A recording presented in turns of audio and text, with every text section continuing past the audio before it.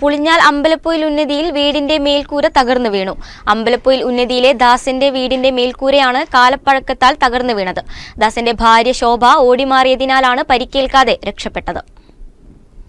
26 വർഷം മുൻപാണ് പഞ്ചായത്തിൽ നിന്നും ലഭിച്ച തുക ഉപയോഗിച്ച് വീട് നിർമ്മിച്ചത്. വീടിന്റെ മേൽക്കൂരയുടെ ഒരു ഭാഗമാണ് ഇന്ന് രാവിലെ തകർന്നു വീണത്.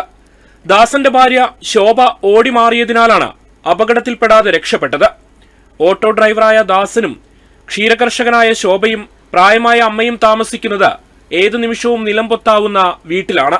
അറ്റകുറ്റപ്പണിക്ക് തുക അനുവദിക്കണമെന്നാവശ്യപ്പെട്ട് പലതവണ അപേക്ഷ നൽകിയിട്ടും ഇതുവരെ അധികൃതരുടെ ഭാഗത്തുനിന്നും അനുകൂലമായ തീരുമാനമുണ്ടായിട്ടില്ലെന്നാണ് കുടുംബത്തിന്റെ പരാതി.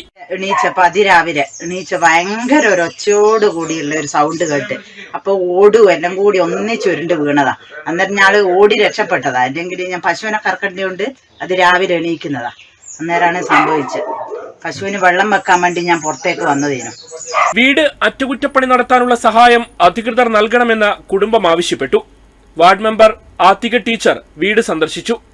അറ്റകുറ്റപ്പണി നടത്താനുള്ള ഫണ്ട് ലഭ്യമാകുമെങ്കിൽ ഉടൻ തന്നെ സഹായങ്ങൾ നൽകാനുള്ള നടപടി സ്വീകരിക്കുമെന്ന് ആത്തിക ടീച്ചർ ഉറപ്പു നൽകി. വിജിത്ത്, വയനാട് വിഷൻ, വെള്ളമുണ്ട.